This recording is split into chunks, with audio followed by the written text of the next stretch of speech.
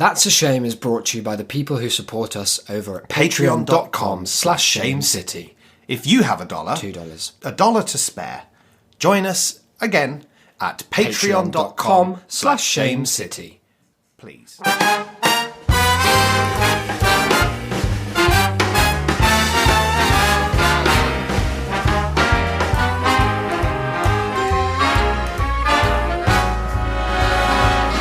Look for the bare necessities, the simple bare necessities. Hello and welcome back to your favourite, or I'd accept second favourite show, and mine, one of the two, That's a Shame, which is the podcast that we're on, that we're making, even now as we talk, we're making, and I'm talking about the making of it on the show, which is pretty cool if you think about it. That's some Stanley Parable shit. That's quite postmodern of you. It's fucking Pomo, isn't it? That's what we call it these days. Oh, wow. It's Pomo. Now, I'm Isaac, and I'm joined as ever by friend of the show. Well, friend of the show, and some consider him a co-host. It's Declan. How's it going? I've only been here for all the episodes. Yeah. Imagine if you revealed that I was actually just like the only guest you could get. This show's actually been, or I thought you were going to say that there are a whole like dozens of episodes that you're not on. It turns out like the Sunday episodes are just one of several. There's a different feed that I'm not party to. That's a shame. Brackets the good one. How's it going? How's life? Yeah, not bad. Yeah. Time is flying. Isn't it? Well, you're old now. Well, that's it. Nearly as old as you. Yeah, but I guess they'd say I'm young at heart, and like I've got the spirit of someone in their early 20s. Is that what they are saying? Many people say, here are some adjectives I get: sprightly, full. This is like a hyphenate kind of thing, but like full of joie de vivre. People say that about me a lot. That's so. As that I'm like skipping past, full of joie de vivre. That must be because they pick up on the French in you. Yeah, I suppose so. And I don't like to be pigeonholed, but it is what it is, you know, like I'm not mad about it. Yeah. I did have a situation today where one of my year 11 students asked me how old I was. Oh, I'm sorry to hear that. And I said 28. And she then revealed that another student who sits just across the road from her had estimated that I was in my like late 30s. Oh. And I turned and I was like, and I said like, I don't, you know, I honestly don't mind. People have estimated worse in this place. And the girl, the girl who had her statement outed, just looked over at the one who'd like dobbed her in and went, "What are we going to do to shut that fat mouth of yours up?" Whoa, she's got big mob boss vibe. It's amazing. She's going to break her legs. You talk about me, you spread my business again. What are we going to have to do to keep you quiet? That's big. So late 30s. Yeah, I mean, has it inspired any change? I suppose. Like, are you thinking of maybe starting to dress a bit more youthfully? If you could start using the word lit, or even litty. If anything, it's encouraged me to do the opposite, because some of the other estimates to my age have been in the realms of, for example, two separate cases of 51. 51, right? That's old. So if anything, I've sort of taken on board this sense of hopelessness that this is the best you've felt. You can't row back from 51. That's why I was okay with her saying sort of late 30s. I was like, we're getting better. Yeah, we're getting better. We're getting closer. Now, look, That's a Shame's a podcast that's about many things, but it's hard to think it's always been about one simple message, and that's a belief that children are the future, and that tomorrow starts today. Like, those, I suppose, have been some of the biggest beliefs we've had on this, because the episodes on a micro level are about different aspects of life in the world, but you've got to have a thing at the core of it all. And I was going to say, well, could you point out anywhere in the macro even where that's been the case? Because I'm struggling. It's one of those things where it's like, you know, when you're in it, it's like we are the universe observing itself. You know, like we're even as we're trying to analyze the show, we're making it, we're talking about it. So I guess from our perspective inside it, it's hard to see. The Victorians probably didn't refer to themselves as the Victorians, did they? Right. Like they probably didn't do that. They just called each other sir and miss and madam. Yeah. And all other things like that. Vestiges of which remain to this day. It's so true. That's living history. And we're living it now. So cool. What I was getting at though is like, what is what's about to happen on the show? Because I'm none the wiser. Okay, well, the clue is in the name, I think, because the children angle, I'm going to park that for a second. You're not saying they're not the future. I wouldn't dare. Yeah. I'd lose my job. Yeah. Imagine if that was your stance as a teacher. Why did you want to be a teacher? Well, children are the future. No, well, children aren't the future. In fact, actually, they're not. Children Having said it out loud, I've realised what nonsense that is. Now, I'm parking that for a second because I think one of the core themes that, I think sometimes gets lost in the joy of this show is shame. Oh, that's so true. It's in the name, isn't it? It is in the name. We often say shame's in the name. And sometimes you go back and listen. You go back and find them. You find that we often say that. It's a little Easter egg. You can find the episodes. Or if you can find how many times, let me tell you this. It's a very interesting number. I'll say no more. But I think that sometimes, because, we're quite, we like to put a positive spin. Yeah, I'm relentless optimism personified. On everything. Yeah, we tend to leave some of the shame element behind. We sort of we've forgotten our roots. Maybe we've forgotten our roots. I don't like to be accused of that. I know you don't. I know you don't. And that's quite confrontational, I suppose. You've developed this fantastic defense mechanism for that, which is that if anyone accuses you of forgetting one set of roots, you invent another that you've remembered. Look what I found in this corner. Like a lizard dropping its tail and scurrying away. Its subterranean tree tail.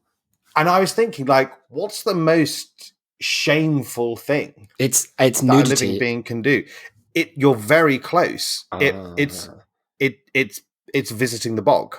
Oh, bogging it up, as you might term it. Which is something that even on this show, where we've unearthed every rock, we've turned them over and found all manner of woodlice fucking on the A25. Even here, that topic has remained taboo. It's because it's despicable and foul, and I hate it. I know, and I'm telling you that it's remaining taboo here no longer because Isaac, today we're going to discuss what's known as the Washroom Oscars. That's right. It's the Loo of the Year Awards. Oh dear. Okay, who holds these? Thank you very much. It's the Loo of the Year people. It's the Loo of the Year Award. That's their whole deal. Thing. That is what they do. That's who they are. They're not moonlighting as toilet enthusiasts, dare I say perverts. This is their whole deal. It's not like there's the Academy and then there's the Academy Awards and then they also do other stuff, although no one really knows what. It's actually, they're kind of more explicit than that. It's like, we are the Loo of the Year. We're put on this earth for one reason and one reason alone, and this is it. And that is it. It's to award a Loo of the Year. But here's the thing, Isaac. Go on. Here's the thing. It's not just one single toilet. No, you don't. Going to win every year. Exactly. And that's what we're going to talk about. Now, you may be wondering what my real reason for talking about this is. I'm quite well aware of what it is. And it's to upset and disgust and repulse me and the listeners. Well, I mean, not the listeners, because I like that. It is fun to do it to you. You've brought my COVID back on, and I hope you're happy about that. Well, there you go. And one of the things that I enjoy about it most is that even though it does upset and disgust you, there is, as always, a small horrid part of you that can't help but cope with that by making it even more awful than it already is with your wordage. Okay, I don't recognise that. Well, for example, in this very episode, I said visiting the bog, and then you turned that into bogging it up. I thought that was better. I thought that was less upsetting. Much more horrible. Oh, okay. It's really awful. Now, the reason why is a friend of my flatmate, Mark. He came home from work, and we ended up somehow. Does your flat won? Let me tell you, we've got a big novelty. Oh my god! Congratulations, guys! No, you cannot win it for a domestic in a private residence. You're joking. That's bullshit.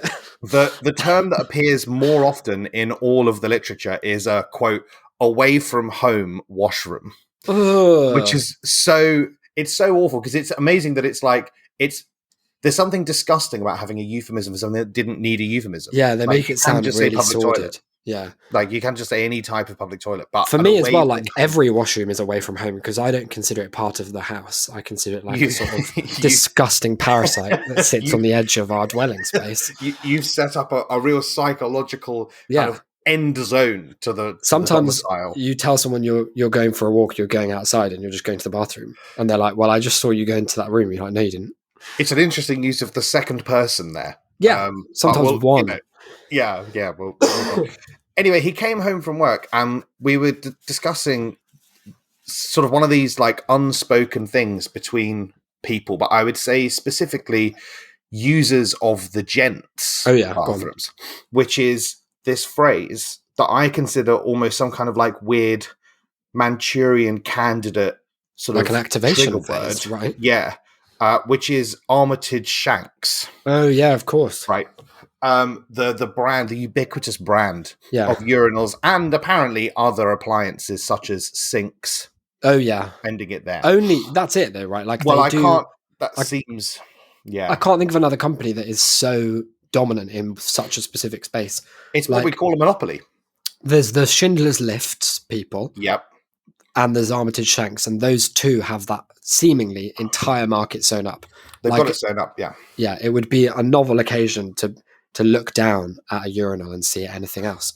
Yeah, and it does it's weird because it's one of those things where you do wonder how you sort of, even by accident, end up being those people. Yeah. Like, I remember there was a joke in, like, Frasier where his brother Niles realizes that he's got this leverage in his divorce with his wife, who's like a very kind of high society woman, when he finds out only at the point of their divorce that all of her family's money is because they have a monopoly on urinal cakes. Wow. And like, he knows that if he ever dared expose this, that it would ruin her. But it is just one of those things where it's like, how do you become like, did a guy sit down and be like, I'm going to be the only person. Yeah. I'm going to muscle everyone out of the urinal business. The thing about urinal as well, it's like, it's not an impressive design to my mind.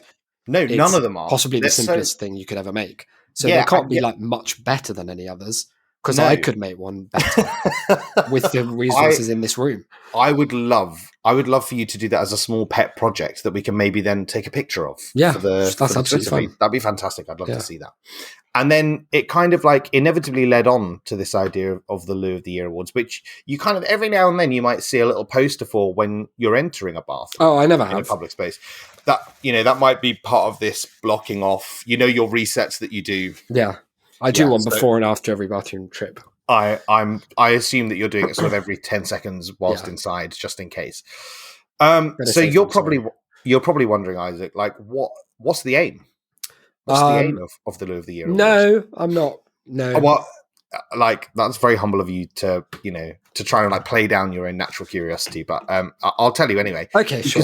Because the awards have a simple objective, and that's namely to encourage the highest possible standards in all, and then in scare quotes, away from home washrooms. I hate that phrase so much. It's honestly, it's so awful, and it's everywhere. It's everywhere.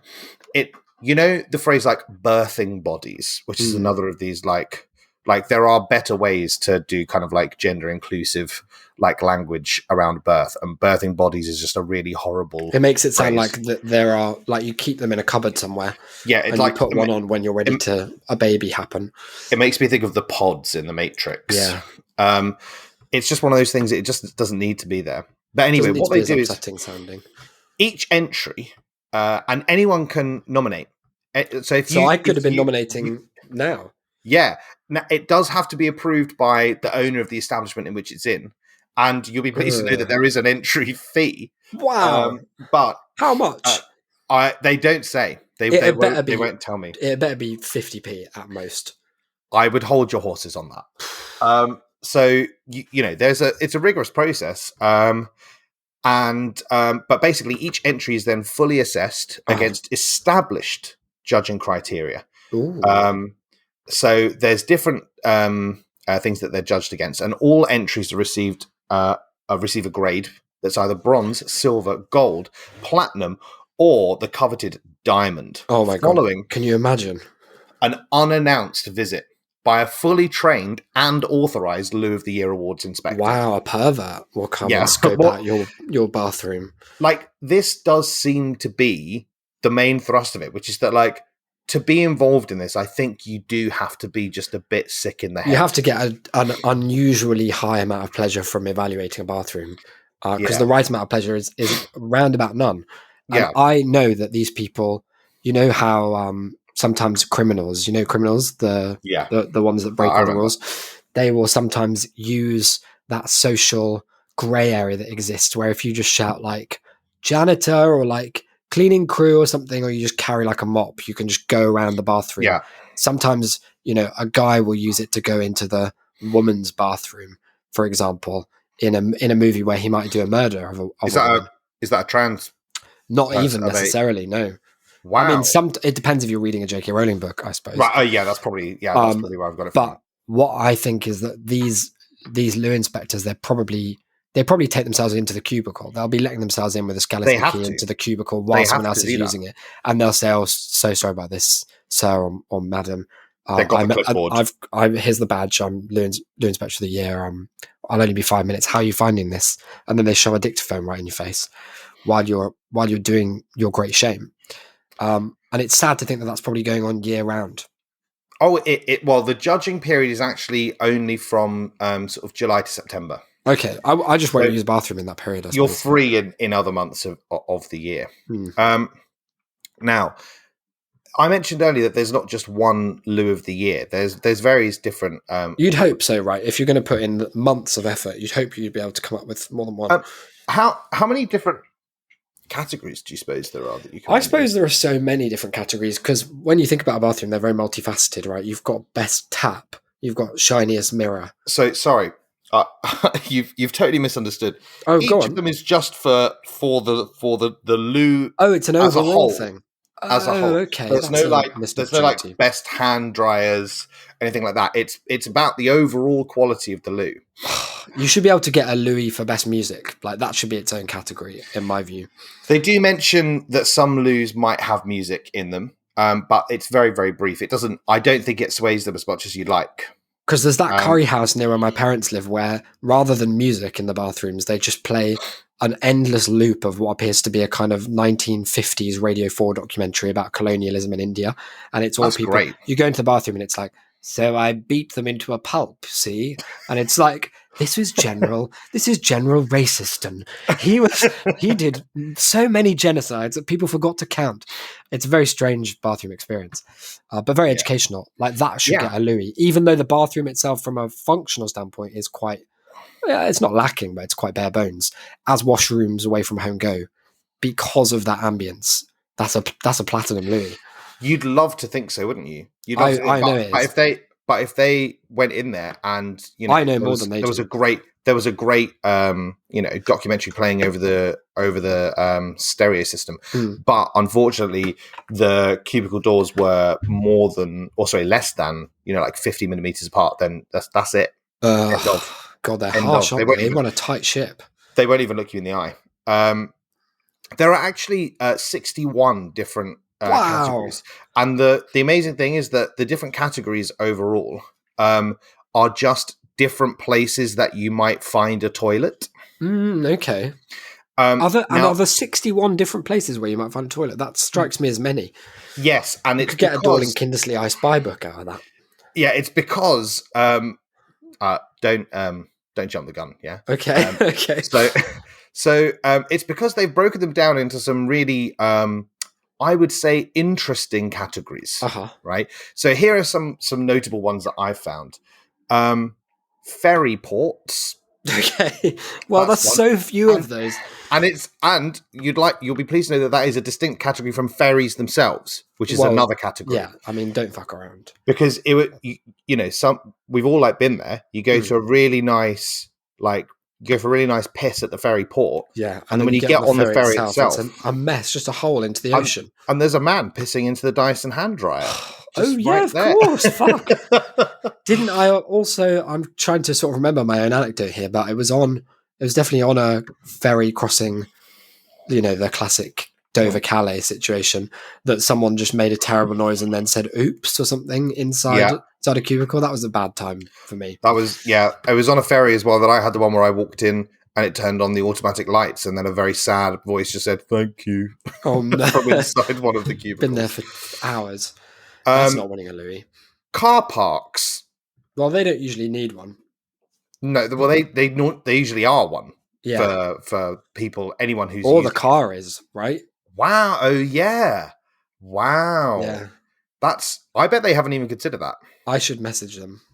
I had a very, very thorough read of the judging and inspection criteria, and let me tell you, like, there was very little about like oil slicks and stuff like that. Weird. So you should write in. I've signed you up to the newsletter anyway, so it's absolutely fine. No. Yeah, well, I've already done that. Let's see here. Now, here's one. I thought, correct me if I'm wrong, that we'd left this phrase in the past. Special schools. Yeah, I've not heard anyone say that outside the Lou of the Year awards in quite some time. But I guess they'd know. It's sad to think that the Lou of the Year awards is not the sort of bastion of progressive ideas that we want. But like in another way, they are, because their categories for like accessible toilets are so stringently judged. Oh, that's good. Like they have some in exceptional standards. It's just that they're using some unfortunate terminology. They just do use some really outdated language that you could be arrested for if you said it online. Damn. Bingo halls.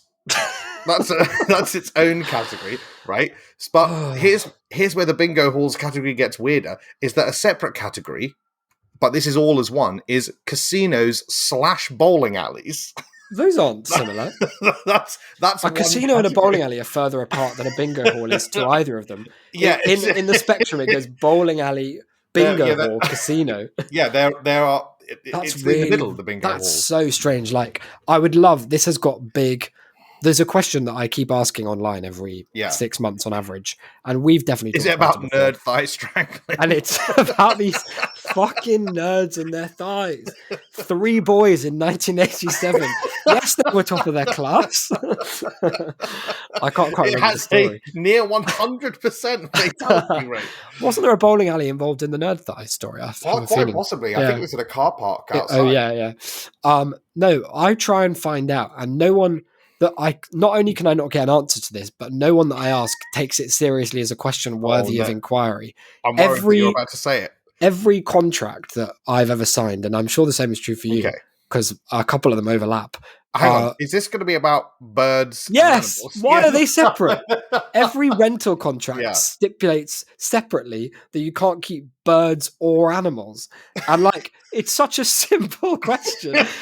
Whenever I ask it in any legal setting, they're just like, well, they're just to specify them further. I'm like, but why? Like, animal is inclusive of birds and slugs. Yeah, it makes the law sound like they don't understand what birds are. It's like all lawyers think birds are a separate category of being, or even more that like they actually don't know at all. Yeah, they've just sort of been told about them. It's really strange. Animals. Have you included birds in that? Well, I don't think so.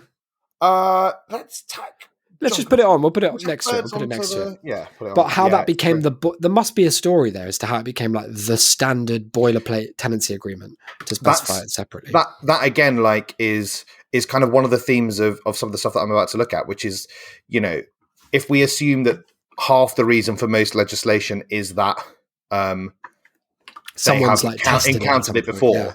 Like I need to know when these were. The only reason I could think of that casino / bowling alley is that I reckon they're both like things that are likely to be fronts, slightly more than a bingo hall. I was going to say they're both quite shiny. Yeah, you can't wear shoes in either of them. You have to wear special shoes. Yeah, that's right. What have we got? Oh yeah, and self-storage places. Those don't need bathrooms. And then finally, how long are you hanging out at the self-storage that you need to care about the quality of the bathroom? Well, if that's your question, then we come to my final and favorite category, the one that like is for the real perverts, like the people who are judging this actually need to be on like a list somewhere. Okay. You know how if you get to sort of certain level in martial arts, you have to need to be on a list. register your hands as weapons, as they say. Like it should be the same. Like if you are doing this, like you need to have it known. You should wear a scarlet letter or something, which is cemeteries and crematoria. No, I didn't even realize that.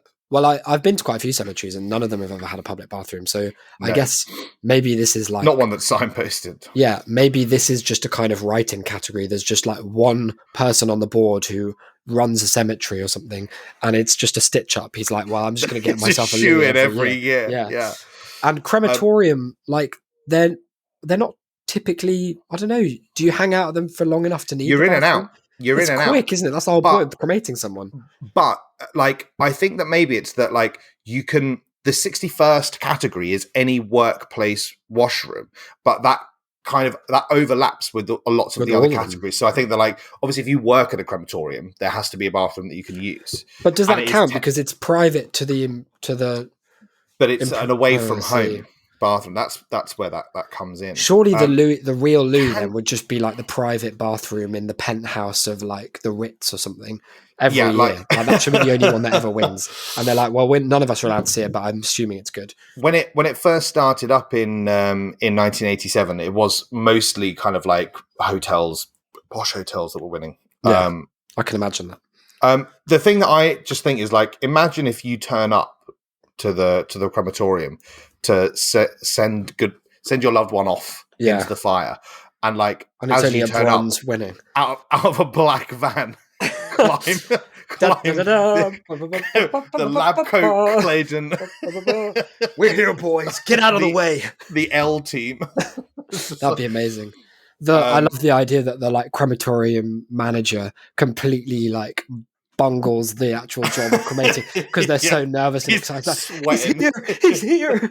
Okay, let's get this guy burned quick. They're just trying to roll out the red carpet for these guys. So some like snooty guy with glasses and a rubber glove just running his finger along the shelf in the bathroom to look for ash.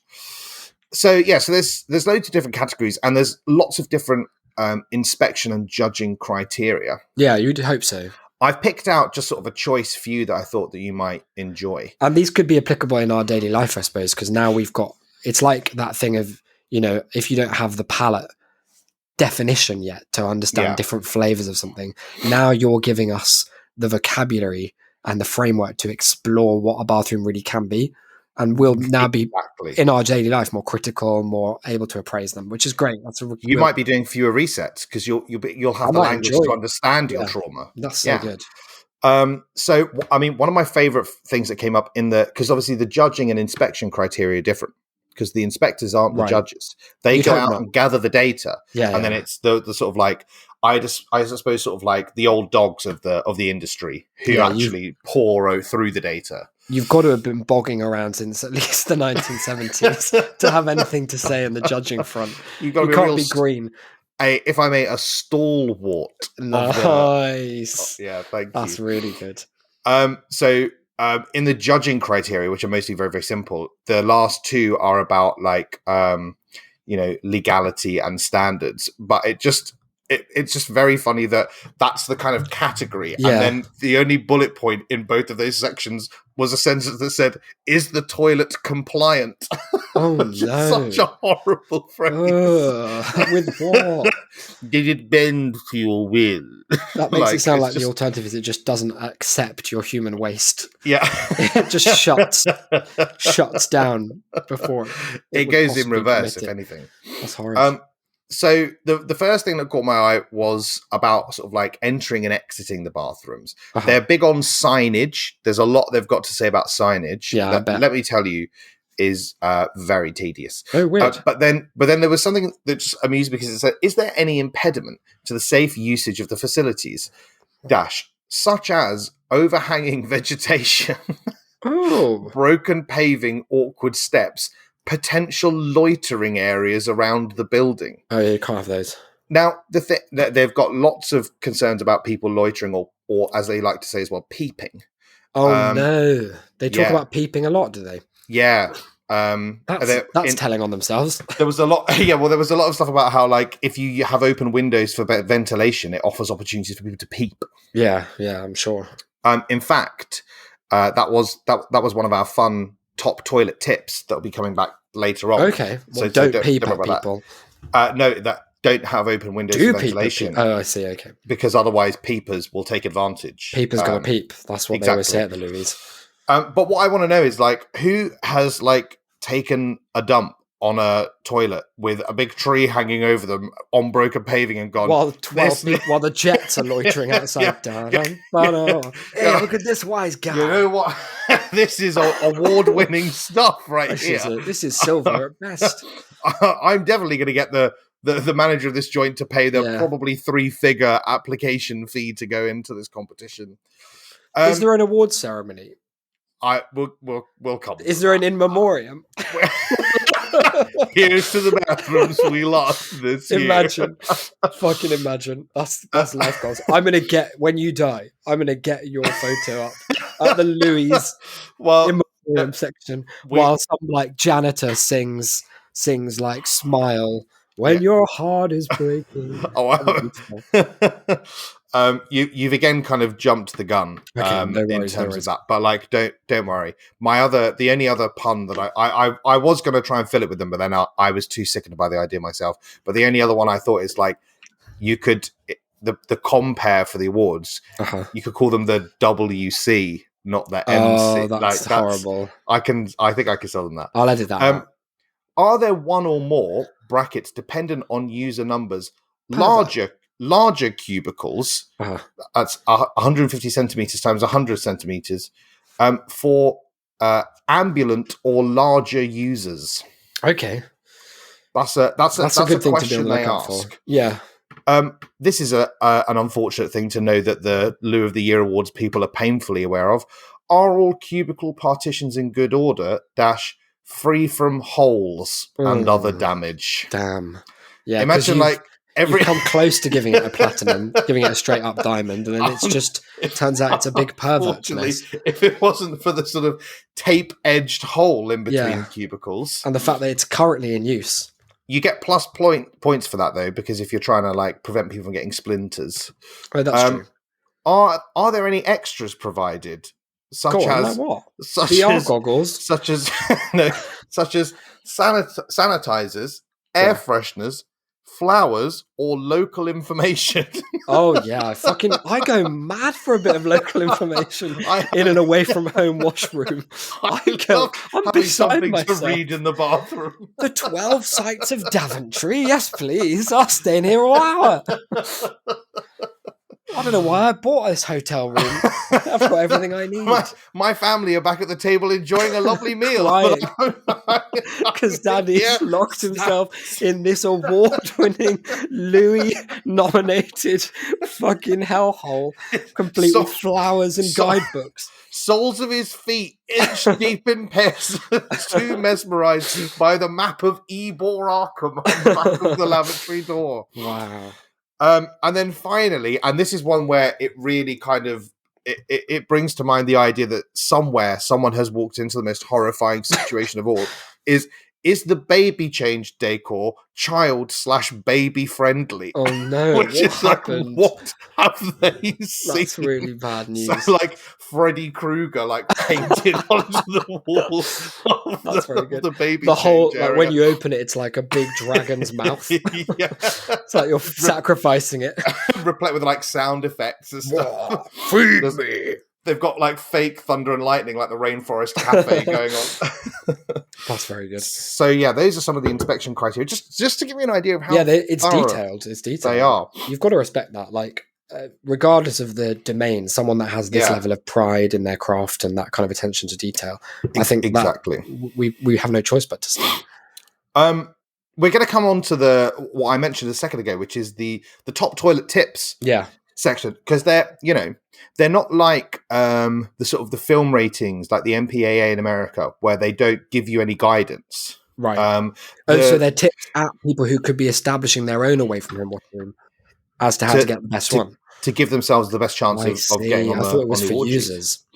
No, well, I mean, like you could use these as well. Will any of them be applicable to me?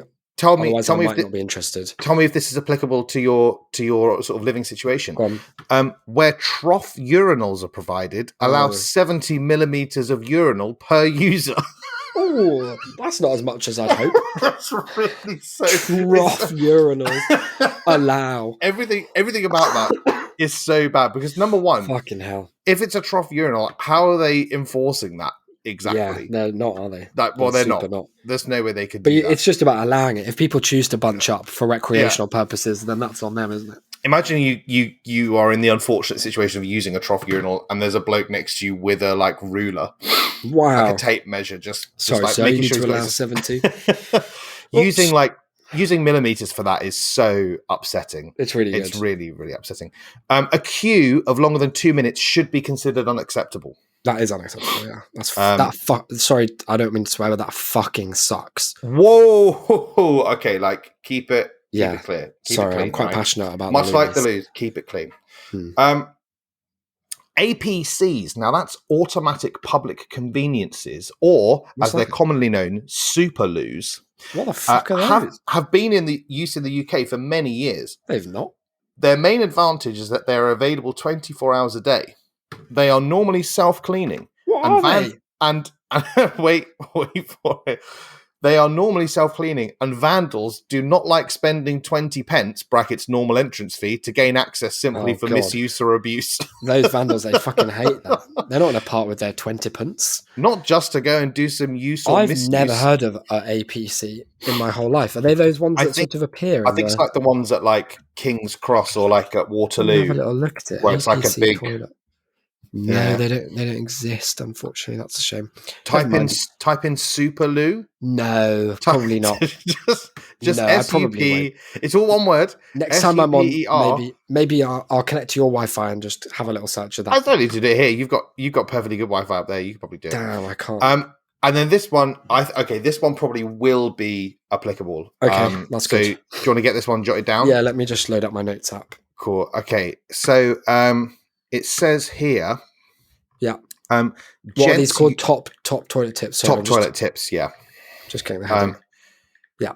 So gents urinals in particular require a deep clean periodically in order to remove the accumulated urinal salts. The urinal salts. The accumulated urinal salts. Okay. Yeah. Accumulated urinal salts. All right, great. I'll keep that one in mind. That's good. Did you have any thoughts about that? It's so true. So true. Yeah, I imagine. Those urinal salts, you've got to watch out for them because people aren't drinking enough water. Now, I did have to I did have to go to the Loo of the Year's website for a lot of this information. It's not available elsewhere, you wouldn't believe. That's fair enough. And here are some other fun things that I found. Number one, there is an award ceremony. There are lobby. We'll be learning a little bit more about that in a moment. But what about if you wanted to go? Because I was thinking we should maybe go. Yeah, we should. Yeah. Okay.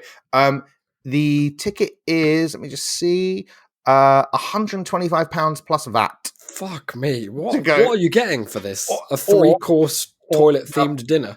Or hold your horses. We could save our money by going for a table of 10 at the low cost of £999 plus VAT. Oh, well, yeah. Well, that one, definitely. Maybe we can do it as a Shame City. We'll get 8 mates together. That would be, imagine us doing champing us a meetup at the Louis. The 2023 Louis. Loo of the Year Award. That would be really good. If you are interested in sponsorship, to sponsoring the event, then you need to get in touch with Becky. All right.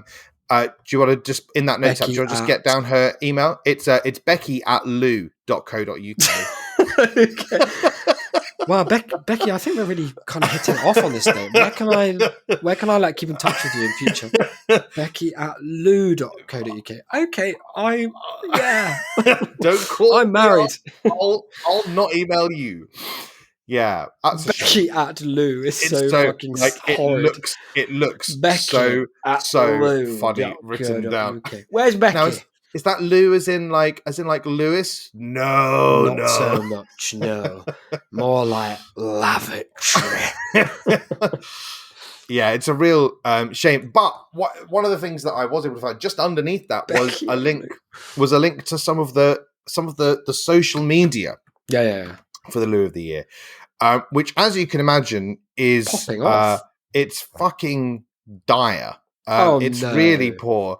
Their most recent post on their Facebook page was on the 1st of May. It has one of the most interesting ratios I've ever seen. It has no comments. Okay, very good. 2 likes. Nice. And 7 shares. Only 3 of the 7 shares are visible, but they are all Becky sharing the post in a different group. Yeah. Yes, Becky's on a She's hard at work. And the post was, it's one of those Facebook posts that's actually a picture that became a thing just after I stopped using the service forever. Right. So it's like an image that's text. Oh, yeah. So it's a blue background. Blue, if you know. I get it. And it says, "Where are you visiting this weekend? ? Are the toilets good? ? If so, let us know! ! Exclamation. Regrettably, nobody has. But if so, let us know is a good one as well. I wonder if they come up. Yeah, maybe it's still vestiges of COVID. People just aren't heading out to use the away from home toilets as much as they would like. It's snowflakes who are scared to go out into the public bathrooms, isn't it? I'd love to imagine a world in which some great writer like Mamet or Steinbeck or someone had picked, rather than their own iconic lens through which to charter and examine the downfall of like capitalism and the kind of attitudes of people living in that time. Yeah. Someone who's set their play in the offices of the Lou of the Year Awards and Arthur Miller's the Lou of the death of the death of a Lou inspector. And it's just like people having conversations like, no one wants to do this work anymore. JB Priestley's a Lou inspector calls. Yeah, absolutely. But just like imagine this must be a conversation they've had. Like they must have data on how many people are visiting their site, how many people are sharing their posts. Like, and I'm here to say that it can't be trending upwards. It just can't. So they must have these conversations where they're like, it's just the youth of today, isn't it? Just you wait. I mean, you wouldn't believe it, but we are somehow going to link this to boomers blaming the youth of today. Okay. You wouldn't believe it. Perfect. But before you say that they're, it's losing some of the cachet, I'd hold the phone on that one. All right. I wouldn't like to get ahead of myself. Now, I've opened up a couple of their tweets because the Twitter is I'm going to say ever so slightly more active, if not responded to than the Facebook. Here's some of the posts that I found. Now, this is where, because it's been a very me-centric episode. I've been having to read that's fine. All of your favorite things to you, and I think it's time for some Isaac to come in here.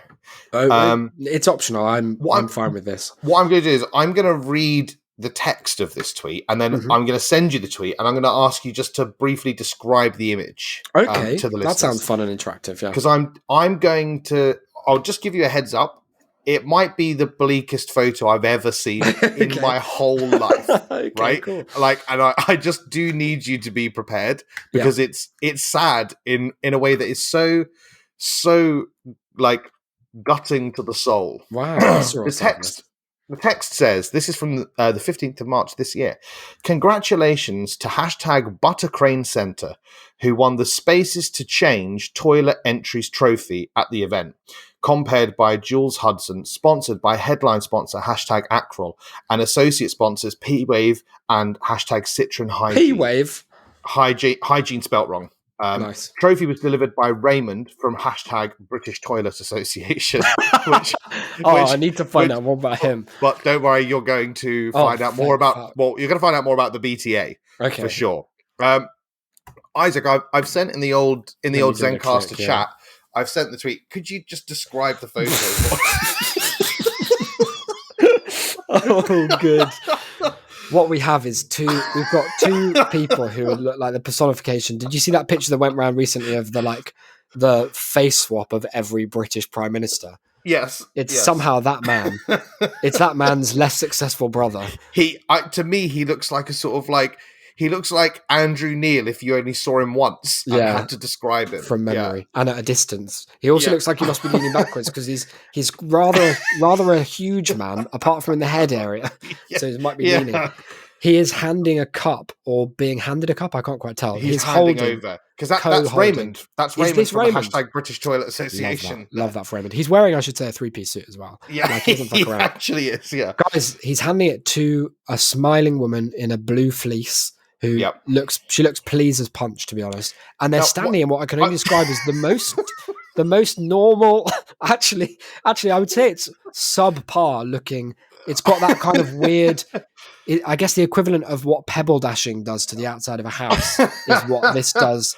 This sort of tile that looks pre-shit stained. I can give you a little insight into that. In that this is tile seemingly that's designed to like prevent graffiti. Like it's such an awful surface, being so upsetting that no one wants to go in.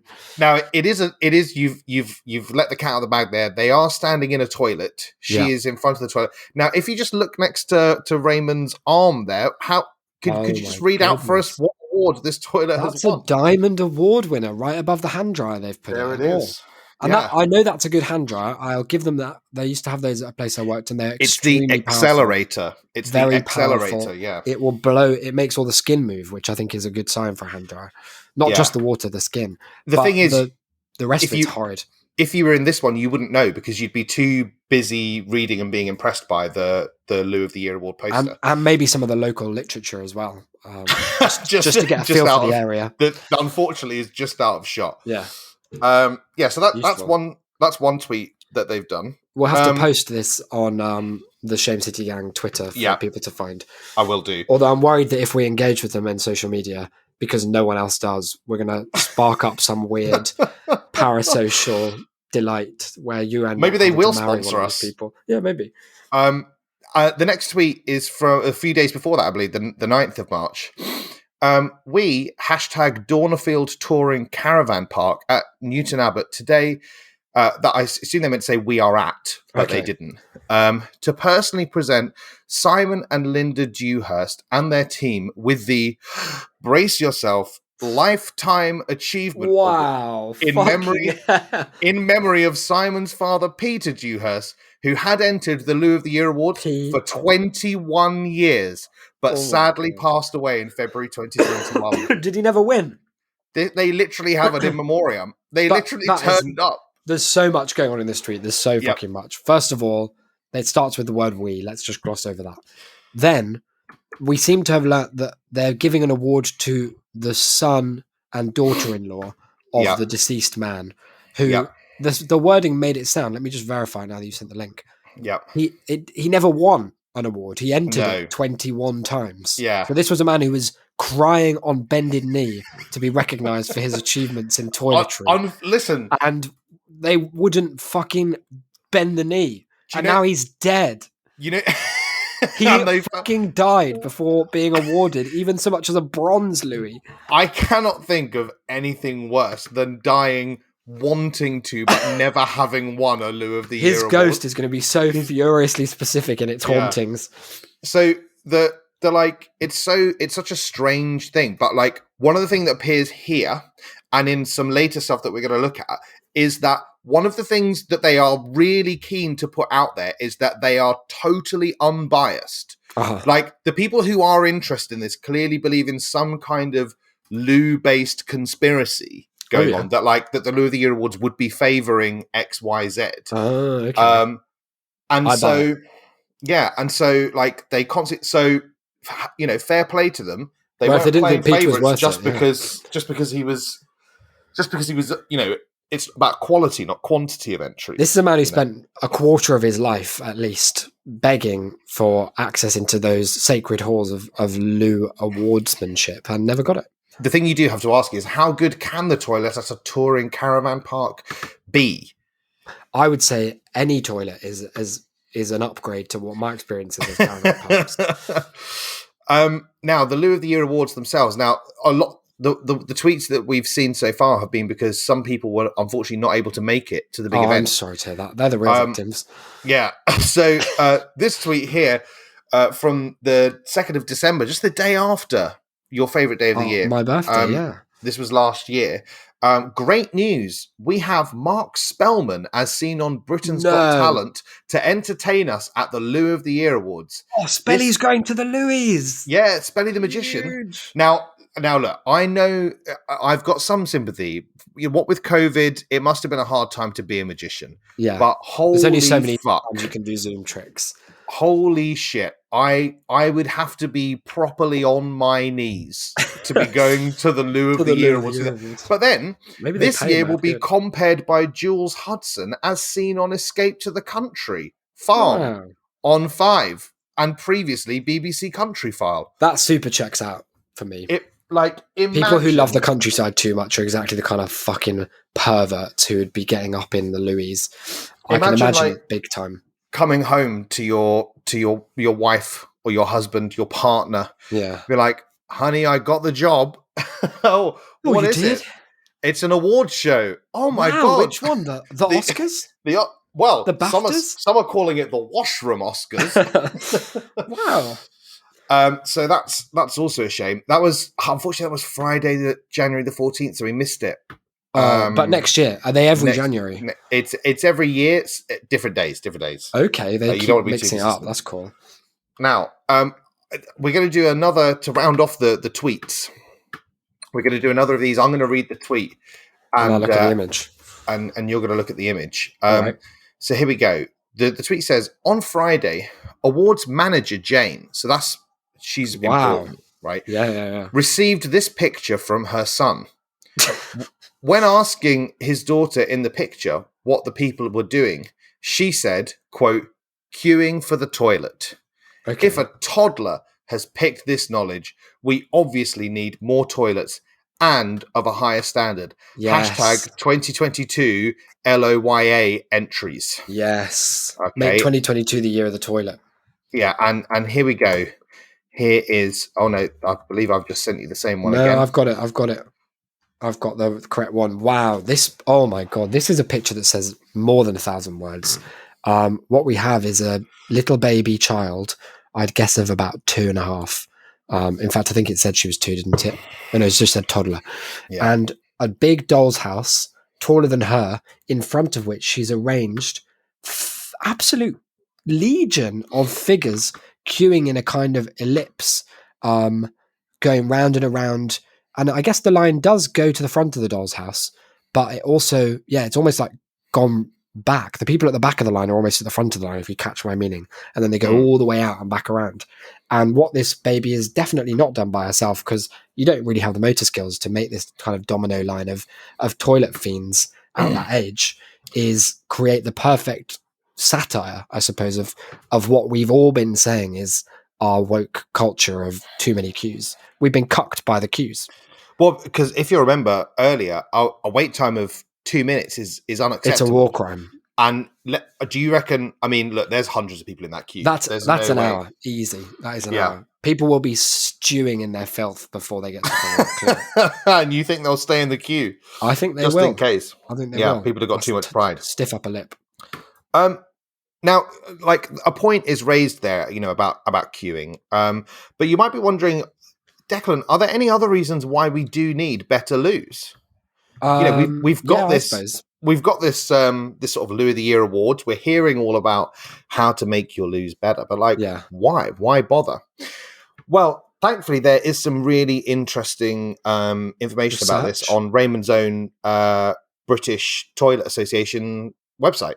Oh, Raymond is the leader of it, is he? Well, I don't know, but I assume that he's checking it constantly. Yeah. They don't send just anyone to the Diamond rated loos to hand out trophies in front of the Accelerator hand dryers.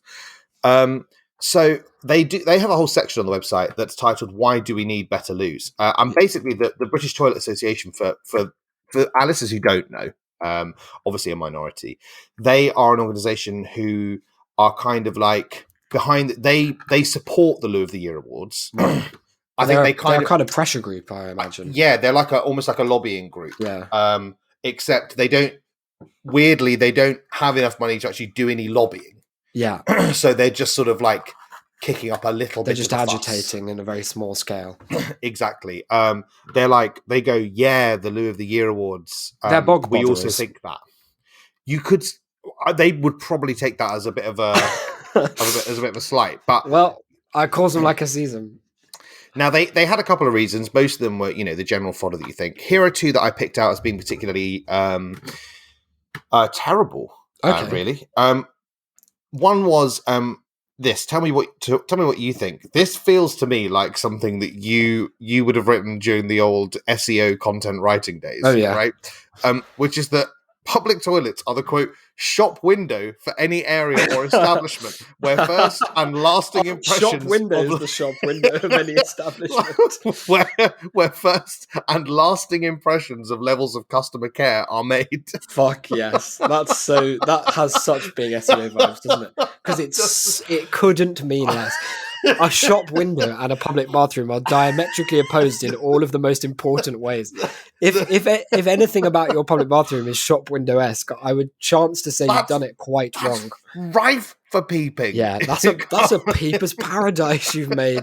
You've made a fucking pervert playdate of a peepo's paradise. You ain't getting a Louis. The shithouse is very much the shop window for anywhere, for any area is an amazing thing to say as well. For any area, That's so any good. bit of land you choose on that on that app that turns every bit of land into three words. Yeah. And then this, which was actually their first reason why we need Betterloo's. And this is the be-all and end-all of this sentence, right, which I think on its own creates some of the worst images and assumptions in the mind of the user, which is that it simply says, Britain's population has an increasingly significant, scare quote, aging profile. Oh no, they do, don't they? That's really. I mean, that is true. That's a crisis that exists, but you can't do them for it. It's interfacing with public bathrooms. It's at once clear, but it's also unclear why that would be your primary concern. That's the number one reason that you're doing this, because it's not just old people. Like to me, I have to use public bathrooms sometimes. You do, yeah. So and I know, and I've got a list of the best ones on my phone. The codes. Wow. Hold that thought. What you might be interested then is you might be interested in becoming a member of the British Toilets Association. You could twist my arm if I get to meet Raymond. You'll be pleased to know that given that you're neither a business nor a charity, you could join up for the low price of £20 a year. Oh, that is incredibly reasonable. But maybe you'd be thinking, Declan, that's 200 toilet trips. Declan, what are the benefits of membership with the British Toilet Association? Now, they speak for themselves, I'm sure. I don't even know if you need to answer that question. This is the thing, it's just a badge of honour. Well, like almost legitimately, that is what they say. Yes. Like this page. Imagine a Blue Peter badge, but it doesn't get you anywhere you wouldn't already be. This page, right? It is almost certainly not going to be anywhere near as funny as I found when I was reading it. But in my head, like there's never been in my imagining a bigger gap between the pride someone felt writing something and the pride that anyone would actually in the real world feel. The first sentence is, the benefits include your individual or company's association with our national campaign to improve the standards of all... Let me stop you there. Wait, stop. To improve the standards of all, scare quotes, away from home toilets. Oh, thank goodness. Being part of a growing number of concerned individuals that are helping to stop the closure and perhaps even reverse the trend to lead the growth of, scare quotes, away from home toilets throughout the UK. We've got to. Now, like, the thing here is that I fully agree with the idea that, like, the removal of like public facilities for washing and toiletries is of any public facilities. Yeah, well, yeah, all. I guess that's where I differ. Is I don't just narrowly focus on the bathrooms. I suppose not. But I do think that it specifically is like a particularly damaging one, and it is one that's designed to like force the most marginalized people kind of like out of public space. But I also equally would not like to pay £20 a year to have my face associated with specifically. Look, how much would you like to pay? We can probably arrange a little discounted membership. Yeah. all our members' organisations are linked via the British Toilet Association website. So visitors to the site will have the opportunity to associate you with the campaign. Oh, lucky! I'd love to be associated with the British Toilet campaign. Yeah. The opportunity and ability, which is an interesting thing that like membership doesn't just give you the opportunity, it gives you the ability, is an interesting claim, to attend and vote at British Toilet Association meetings, including the annual General Assembly meeting in October every year. Oh my God, that must be quite an occasion. So being a member will allow you to consider serving on the British Toilet Association Advisory Committee. Allow you to consider is very good. I'm so sorry. Oh no, he's gone. I can't. He's so excited about joining. Direct access to our members' helpline. Free help and advice on a preferential basis with all toilet-related issues, including toilet legislation. That's really good. All toilet-related issues, including toilets. So if you're telling me for £20, I can call someone up every time I need to piss, and they'll talk me through it each time. And you'll go straight to the front of the queue. If I queue for more than 2 minutes, they get rescinded. Yeah, if you've run out of paper, you can call the BTA. That's so fucking good. They'll come and send some muscle. I cannot. As someone who has worked a frontline call centre job, what poor fuck. It can't be many people, right? It must be only one. There must be one person at most. They should jump every time the phone rings. That's so good. I can't. I think we should sign up just to get access to this number and see what happens when we call it. see who we can talk to. We try and get an interview that person. That helpline. Yeah. I honestly think that might be the funniest sentence I've ever read. I can't. It's really good. I cannot. Again, it's just the kind of massive lacuna between what they thought they meant by that and what any normal person reading it understands by the term toilet-related issues. Wow. Let me save that number in my phone. Let me get that on speed dial. Yeah. Oh dear. It's really exciting. Oh goodness me.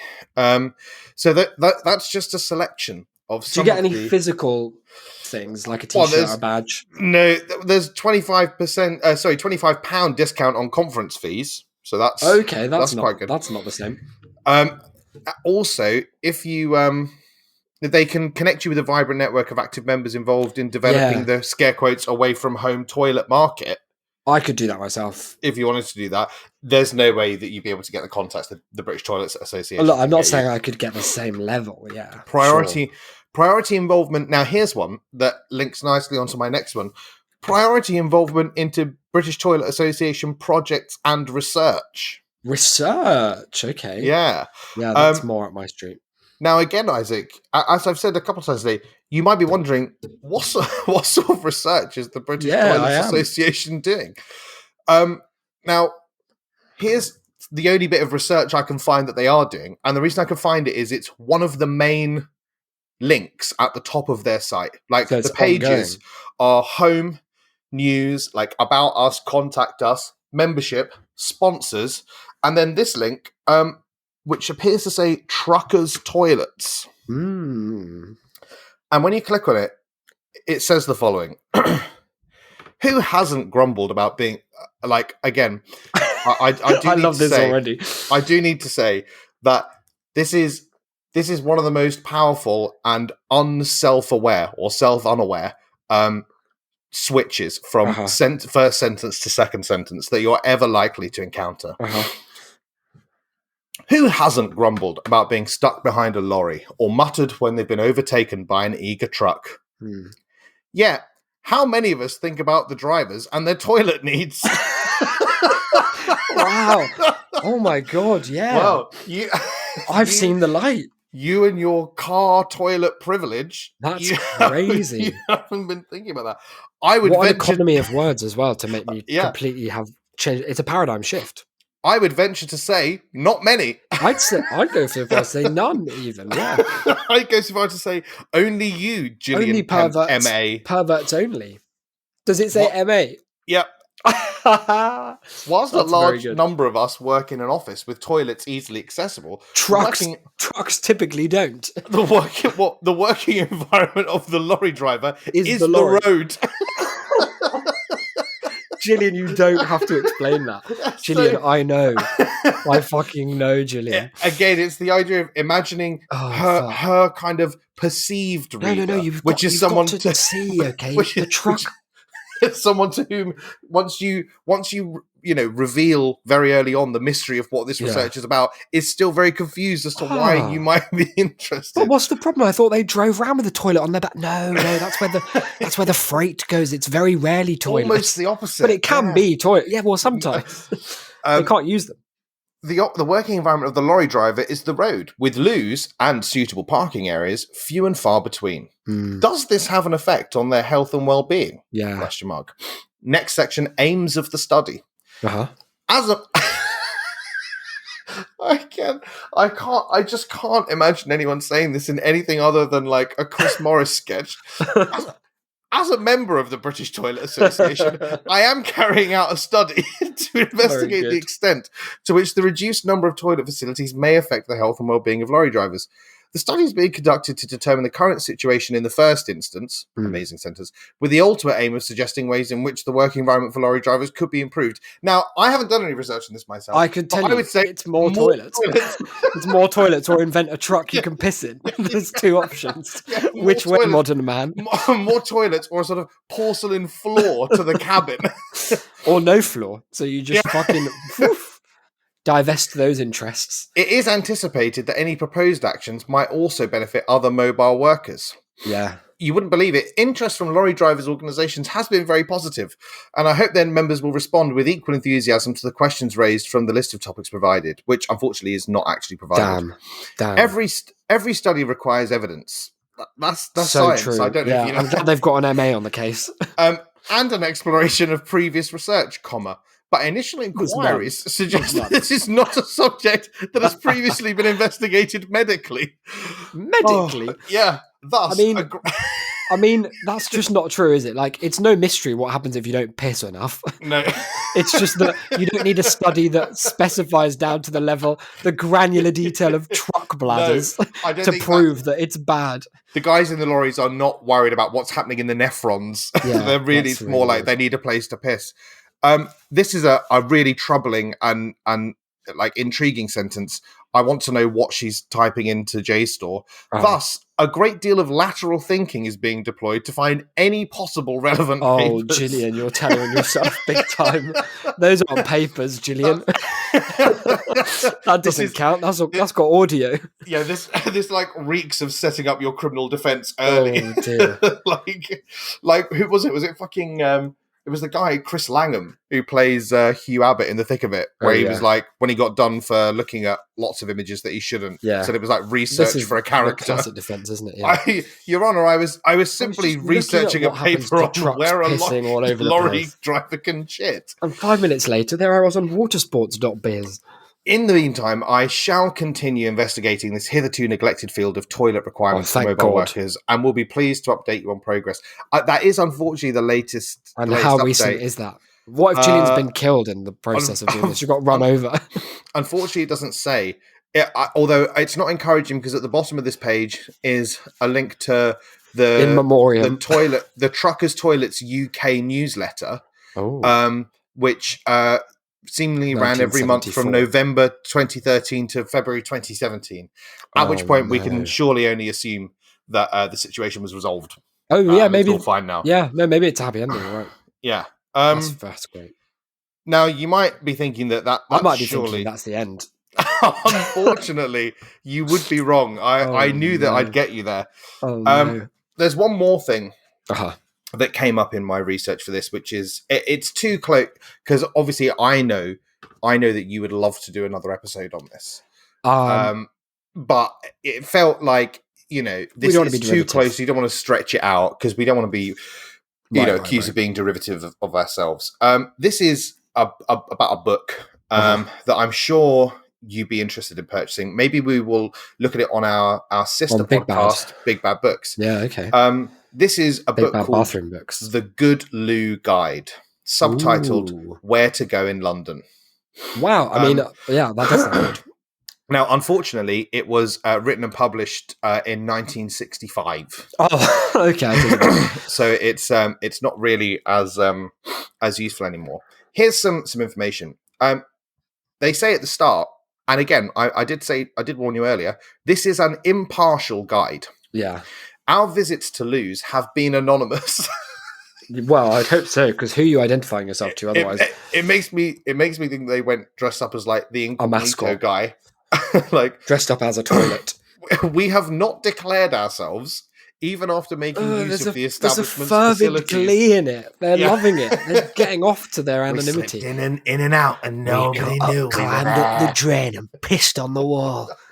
Took all the literature. Filled out my clipboard and went home. Nor have we at any time accepted hospitality, but paid cash for all chargeable facilities we have used.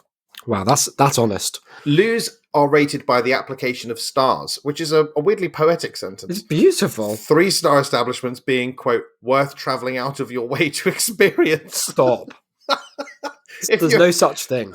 If you're in, you know how people are always saying like, oh, you don't want to do all the traditional touristy stuff in London, like Monument or the Tower of London. Like, this is something else. Like, let's pop on the tube. It's a bit out of your way, but just 45 minutes up the Northern Line, you're going to have a best piss of your life. Heading up to Gospel Oaks to get a little calf for a piss. Wow. The illustrations are numerous as well as convenient. It's a guy called John Glashan who did them. And they are worryingly described here as, quote, experiencing various adventures and misadventures. Okay. But I thought we'd end on an article from The Spectator. Wow. About the Good Lou Guide, published at 1 a.m. on the 20th of September 2012, which really does feel like you had a deadline to fill. So this is by a guy called Mark Mason, who's a ghoul I've not heard of before. So that, I suppose that's encouraging. Assume racist until proven otherwise. Yeah. So let's just jump right in. He talks at the start about like how he found out about it, and it was that he saw a photo of Brian Jones of the Rolling Stones holding a copy in a photo. Wow. And he got interested, so that's a great story. So he ordered it online. When I see someone holding a book about toilets, my first instinct is that I should order it online. My first thought is, God, let me get on that helpline. Find out if I can back order one of these bad boys. See if I've got a little BTA member. It's an emergency! I'll try and do the secret British toilet handshake. Let me tell you the fucking Masons. You might have to, because he talks in this article, which we have to remember is a decade old, about buying it on Amazon for a penny secondhand. When I went on Amazon to have a little look to see if there are any reviews, 27 quid for a copy. Fucking hell. 27 quid. It was only 3 shillings 6pence back in the day. Sad. That's fucking sad. I know. It's a real shame. So it turns out that it's a glorified pamphlet, really. Is how he describes it. With just sort of some weird stuff. Apparently, one thing that I did find interesting from this was that they described a toilet somewhere in the boundary of Westminster City Council, where it was free to use the toilet, but it was 6pence to use the mirror, which is an amazing like that's flash like into an the art past. piece. It's like, it's like an attack on the vanity. Tracy Emin, modern man. Yeah, I love that. The reviews themselves are organised geographically. Victoria Station's newly opened facilities get the highest rating, brackets 4 stars, with the quote, "What splendour, what a Xanadu of hygiene," brackets, and with music too. Oh, see, I knew it. You were saying that. A Xanadu of hygiene is an impeccable piece of language. That is 1966 SEO again. Like, that's that is something that we would have said about like stock options, binary options trading. Yeah. He talks about this is the article, by the way, that I was sort of like alluding to earlier, where we somehow do manage to like blame toilets on the millennials. Yeah. because it says here the first sort of inkling of that is he's describing one of the few places from the book that still exists.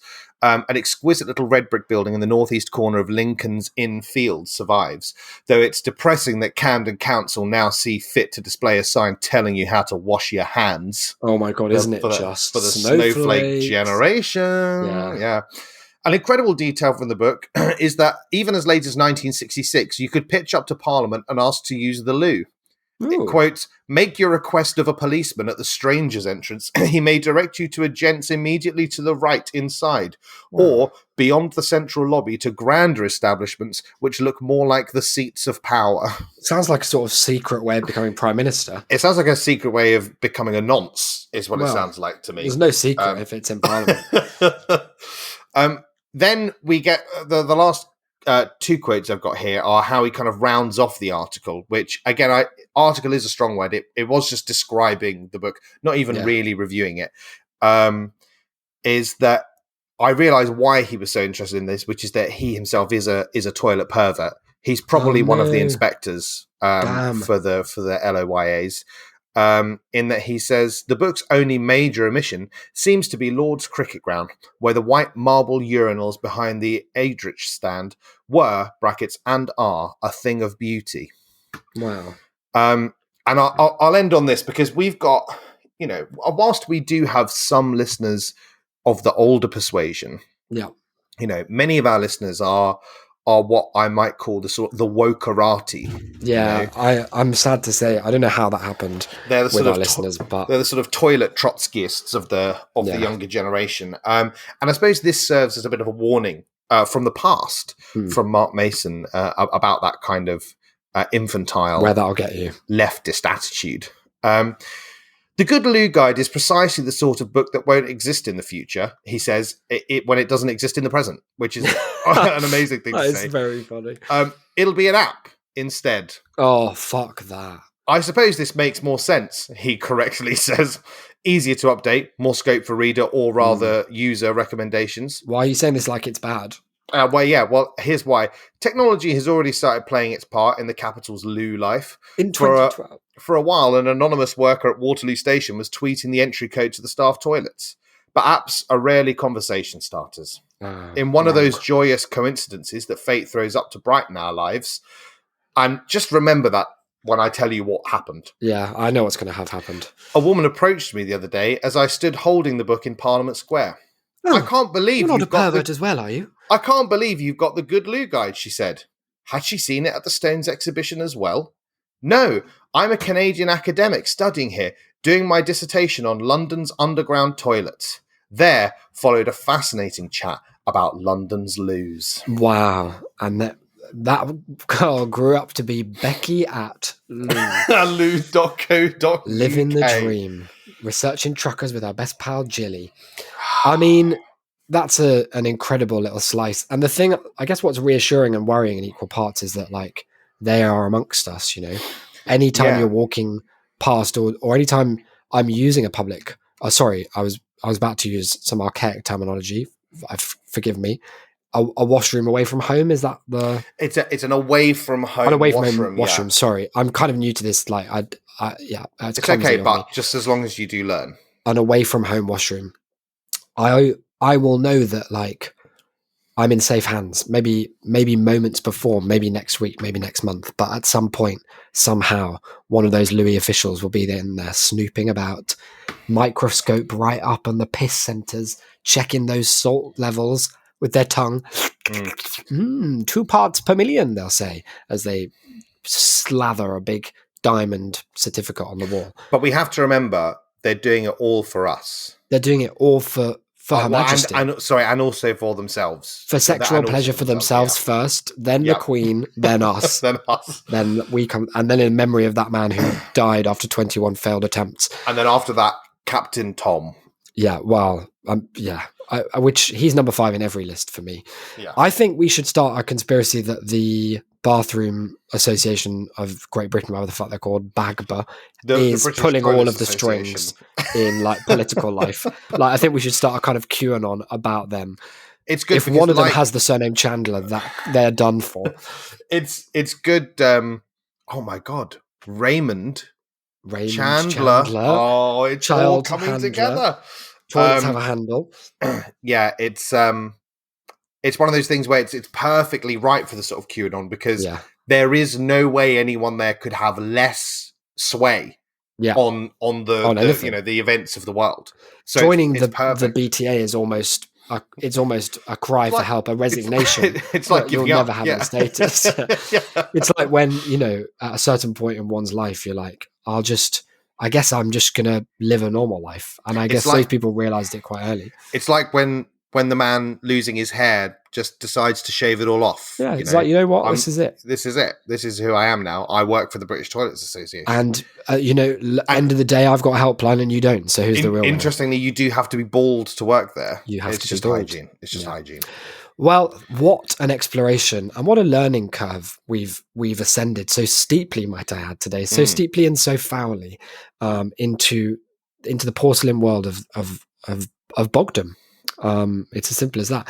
Thank you for being our guide, Declan, as we all knew you would be. You're very welcome. Are something of an expert in these things, and that expertise really shone today. I'm sorry, I lost my composure for a moment. It happens. It happens. It's a sensitive topic, and it's one that I can tell means a great deal to you. When you get excited, it's just it's something so close to your heart. Absolutely.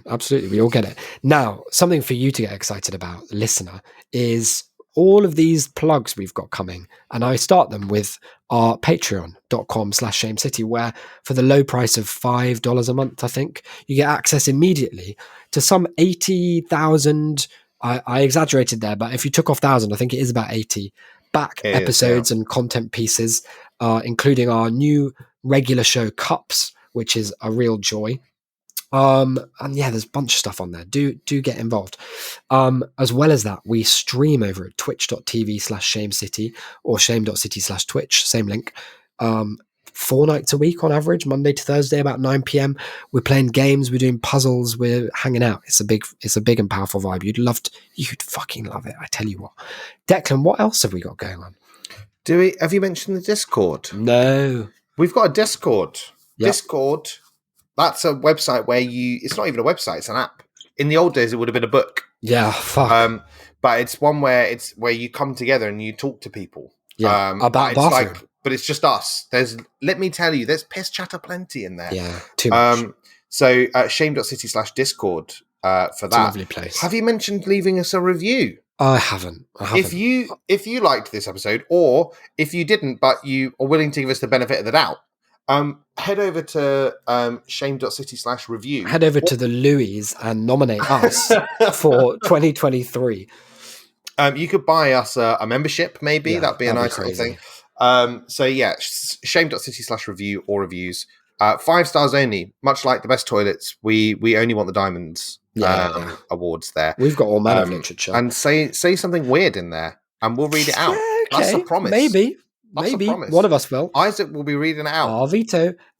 Also, we've got another podcast called Big Bad Books. I'm sure you know about this by now, but do check it out, because otherwise I'm reading Ready Player 2 for really no reason at all. We go chapter by chapter through it. We stay firmly around the 48% mark, regardless of any progress that I actually am making. It's very much like the Blair Witch Project. Yeah. Where you're we just circle sort of back. walking around in a circle. Yeah. It's a very powerful book. And that comes out every other Sunday. Until next time, we'll be back in about 2 weeks. I've been Isaac. You've been... I've been Declan. See you at the Louis. Bye, guys.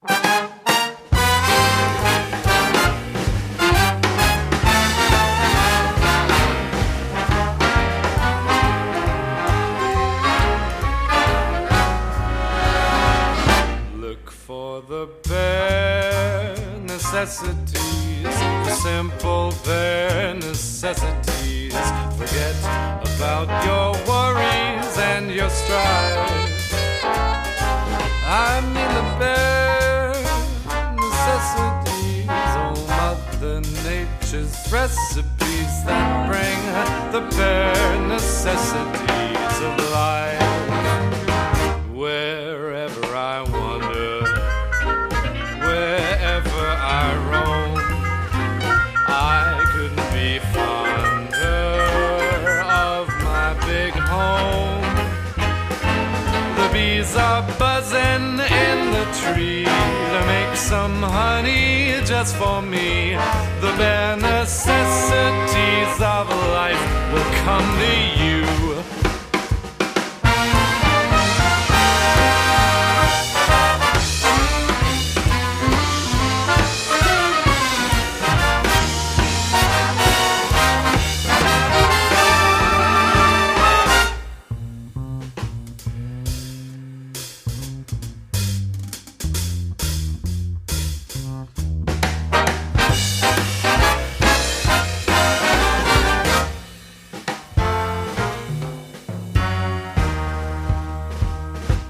For the bare necessities, the simple bare necessities. Forget about your worries and your strife.